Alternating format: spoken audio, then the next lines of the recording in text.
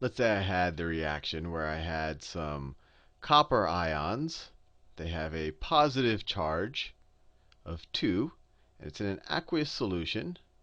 There could be some other negative ions in that solution. Actually, we could talk about that in a little bit. But we know that when you have these ions in solution, they all disassociate. So you just have to know you have a bunch of ions just floating around in water. There could be some other negative ones to neutralize the entire solution. But let's just worry about the positive ones for now. And in that solution, I'm going to put a bar of zinc. I'm going to put a bar of zinc. And what happens is that they essentially switch places. Is that the copper wants to jump out of your aqueous solution. I should probably draw this. So let me actually let me draw it. So let me have this is my solution. And in my solution, let me make it blue because it's aqueous, so most of it is water. I have some copper molecules here in the solution. They're +2 charge, +2 charge. I could have some other ions that are negative, like some nitrate ions or whatever, but they're all disassociated and they're all mixing around with the water molecules that are polar, and that's why ions disassociate, or salts in general disassociate well in water. And I stick a bar of zinc in it, solid zinc. So let me do that. So I stick a bar of solid zinc into it. And so what this reaction says is that these copper ions, if they can get a hold of some electrons, and essentially become neutral, they would rather go back into the solid state. And the molecules of zinc out here that are in the solid state, if they can lose some electrons, they want to jump into the solution. So let me write down the whole reaction. So if the copper can get some electrons, they're going to go into the solid state. Copper will go into the solid state. And if the zinc can lose some of electrons, they'll become positive ions or cations. And then they will go into the solution. Plus, I'll do it in the same color, plus zinc plus 2 plus aqueous.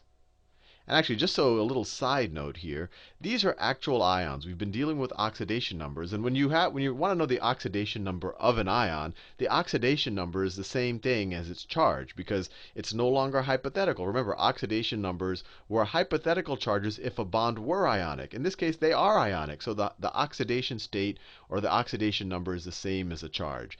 And just as a side note, the convention, if it's written 2 plus, this means that this is a real charge. If it's written +2, at least this is the way I learned it. Maybe there's different conventions in different places. Then it would be an oxidation state, which says, oh, it's not necessarily an ion, but this is what it would be if it was an ion. So if someone writes +2, this is oxidation state. If they write 2 plus, they say, hey, this is a real charge.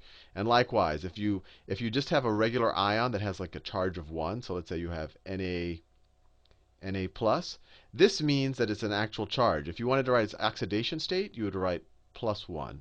Small little note. It doesn't probably make a big difference in the whole scheme of things, but sometimes it can get confusing whether something is an oxidation state or an ion. But depending on where you're going to school and what your teachers or conventions are, you might want to clarify that and just make sure that they use the same conventions that at least I remember when I first learned it. So anyway, let's go back to this reaction that's happening here. So let's do the half reactions for this. So we start here, and actually we can just look at the oxidation states to begin with. This guy has an oxidation, he has a charge of 2, which is also an oxidation number of 2, and he goes to a neutral charge. So clearly he gains 2 electrons, which means that he was reduced. He went from a positive charge to a 0 oxidation state or charge, so his charge was reduced. So let me write that. So this guy was reduced. And let me write his half reaction. He started off with some copper in the aqueous state, and he got 2 electrons. That's how you get reduced. So plus 2 electrons, and he ended up in the solid state of copper, and his oxidation number is now 0. Now let's see what happened to the zinc. The zinc, and it starts completely neutral in the solid state, no extra electrons or deficiency of electrons. But then once he jumps into the solution, and once the zinc jumps into the solution here, he has a charge. So he must have lost electrons. So the half reaction for zinc in this situation, you have zinc as a solid, and he reacts to produce two electrons, and then be left with just a and then he's in the water, and he's now an ion. So let me put that there, an aqueous solution. So if we did this experiment right here, and I will tell you right now, this reaction moves forward. This is truly a reaction. We're going to talk about in a second how badly do the electrons essentially want to jump from, where are they jumping from? They're jumping from the zinc to the copper. So we're going to talk a little bit about how strongly they want to jump in the voltage. And voltage is really just how badly does charge want to move, or how much potential energy does charge have. But this whole reaction, you just have to think about what's happening is that you have charge moving from, as the zinc jumps into the water, as the zinc jumps into the aqueous solution, it's passing on some charge to the copper that jumps into the solid form. So electrons are moving. Electrons are moving here. And if somehow we could harness these moving electrons, we could create a current. In this situation, it's all chemical. The electrons are moving around, but they're not doing it in any organized way because the solution is all mixed up. But this is an interesting situation we're dealing here. And we can even talk about how badly the electrons want to move in these directions. You can look at these half reactions, and you can look it up in a table, and you can get these energies, or the voltages for these reactions. And this half reaction right here has a voltage.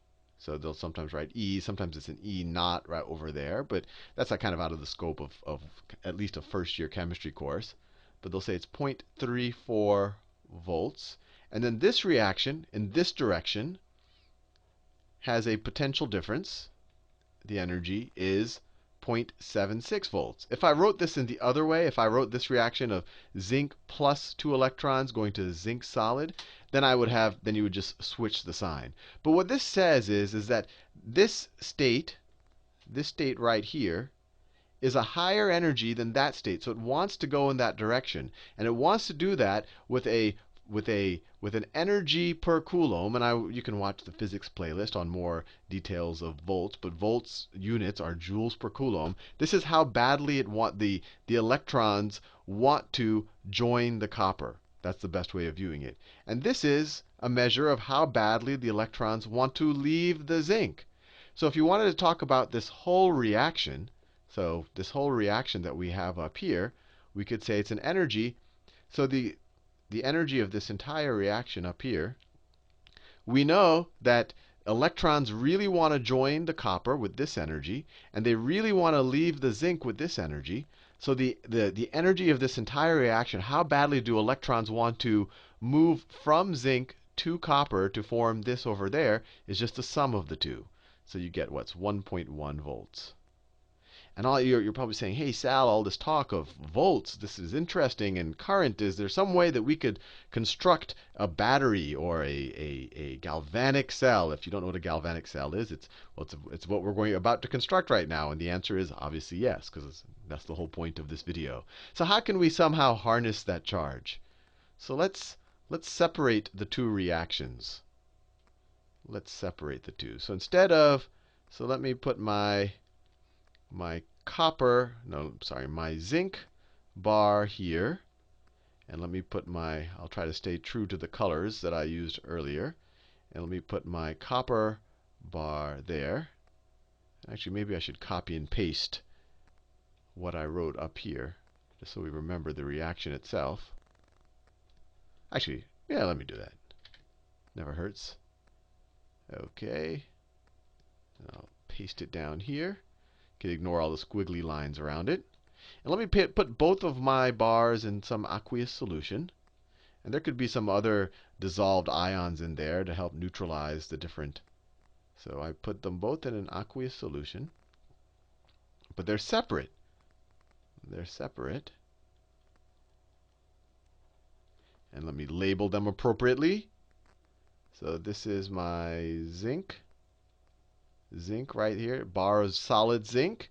And this is my bar of solid copper. I should do it in a different color. So this is copper right here. My bar of solid copper, and then I have an aqueous solution. So what happens if we were to connect these two metals, right? They're metals. So if you look at the periodic table, they're both, depending how you they're both transition metals. They both have the sea of electrons, so they both conduct electricity well. What happens if you connect these two with a wire?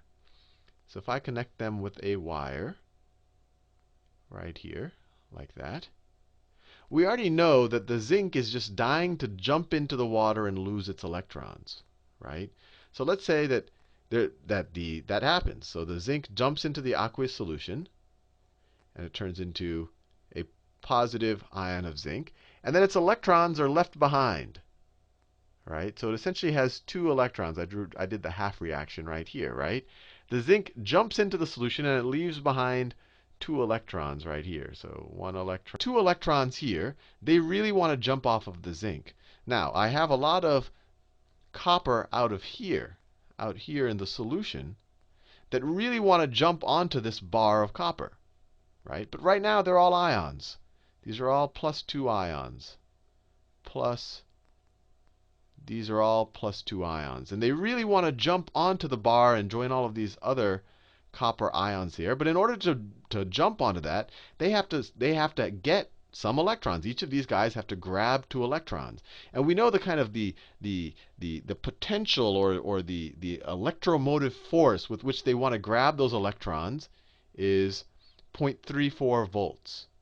Right? These guys want to jump here and grab electrons from someplace with plus 0.34 volts. These guys want to jump off of the bar and leave their electrons behind with 0.76 volts. So what do you think is going to happen if we have a conducting wire here? Well, those electrons are, once this zinc just jumps off, those electrons are going to travel through the wire. And then they're going to be available, because these are surplus electrons, to merge with these copper ions that want to jump back onto the bar. So these copper ions are going to jump back onto the bar. But from this reaction, what's happening? You're having a current flow. Current is actually flowing. And what is the voltage across this? How badly does an electron want to go from this zinc on this bar to over here, join with some copper in the solution, and let that copper join onto that bar? It wants to do it with plus 1.1 volts. Now, the question is, the electrons are flowing in that way. What is the cathode and what is the anode? So the cathode is the positive terminal of, well, since you can already imagine, this is a battery of sorts, right? Because we are able to generate a current by having a voltage difference across 2 terminals. The cathode is the positive terminal. It's the positive terminal. That's where the electrons want to go to. And then the anode, and you can familiarize yourself this with, just a cation is a positive ion, an anion is a negative ion. So the anode is the negative terminal. So what's the negative terminal here? The negative terminal is where the electrons come from. So the electrons are coming from these zincs jumping off. So here, this is your negative terminal. And what's the positive terminal? That's where the electrons want to go to. They want to go down here and be available for these coppers that want to jump out of the solution. So this is our positive. This is our positive terminal, or our cathode. This is the cathode. This is the anode. And if someone says, hey, does oxidation or reduction occur at the cathode or the anode? Well, what's occurring right here? We have zinc in its solid state right here. We have solid zinc jumping in, and it's neutral, and it jumps into the solution, and it leaves 2 electrons behind. So it's losing electrons. When you lose electrons, you're being oxidized. So this is where the oxidation is occurring. Likewise, on this side, you have copper ions that are already in the solution, and they are gaining electrons. So their charge is being reduced. So the cathode is where reduction is taking place. Reduction. Now, you're probably saying, oh, Sal, this is a nice, cute little, a battery, or this is called a galvanic cell that, you've created this current. But I see a problem here, because as this happens, you're going to have more and more positive zinc ions jump into the solution here. You have more and more positive zinc ions in here as this progresses. And you're going to have fewer and fewer, copper ions in here. So if you assume that there were some other, let's say there was, maybe there was some, to keep this solution neutral, maybe, there was, the copper is positive, maybe you had some chloride in there, chloride anions that were keeping it that were keeping it that were keeping this solution neutral, and maybe you had some chlorine anions here that were keeping that. Well, it started negative, but then maybe it gets a little bit more neutral as the zinc jumps in. But once this happens a lot, then it becomes very positive, right? This is becoming more and more positive as more and more zinc jumps in, and this is becoming more and more negative as more copper jumps onto this bar. So what can we do to solve that problem? What they do is, and this is just one way to solve the problem, there's actually many, but this is probably what you might encounter in your first year chemistry class, is they create something called a salt bridge. A salt bridge. And what they do is they create a, I guess we could call it a pseudo-aqueous solution of a salt. Maybe it is, maybe it's potassium chloride, right? So in here we have potassium. Potassium has a plus charge. It's aqueous, plus chlorine with a negative charge, aqueous.